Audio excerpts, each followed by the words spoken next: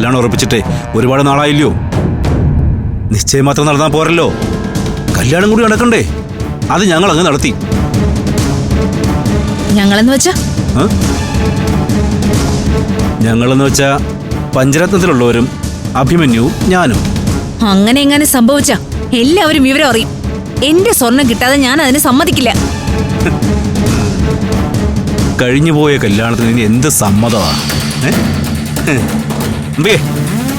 ഞാനിച്ച് കിടക്കട്ടെ, ആകാശം എന്നെ വിളിച്ചാ മതി. അതെ അമ്മേ, അച്ഛൻ പറഞ്ഞത് സത്യമായിരിക്കും. അതാ ആകാശ് രാവിലെ മുതൽ ഇവിടെ ഇല്ലാത്തത്. അഭിമന്യു അമൃതയെയും ചന്ദ്രനങ്ങളിനെയും വണ്ടിയിൽ കയറ്റിക്കൊണ്ട് പോയിന്നല്ലേ അമ്മ പറഞ്ഞത്? അത് അമ്പലത്തിലേക്കാവും.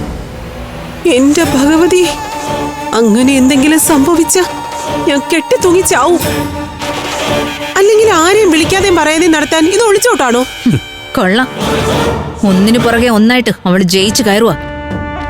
സ്വർണം നമുക്ക് തന്നെന്ന് വരുത്തി തീർത്തിട്ട് അവൾ അത് തട്ടിയെടുത്തു. ഇപ്പൊ അവളുടെ അനിയത്തിയെ ആകാശന്റെ തലയിൽ കെട്ടി വയ്ക്കുകയും ചെയ്തു. നല്ല ബെസ്റ്റ് ഫാമിലി. സുമേഷേ, അവൾ ഇങ്ങോട്ട് വന്ന ആ നിമിഷം ഞാൻ ഇവിടുന്ന് ഇറങ്ങും. ഇത്തരം അലവലാതി കുടുംബത്തിൽ കഴിയേണ്ട ഗതികളൊന്നും എനിക്കില്ല.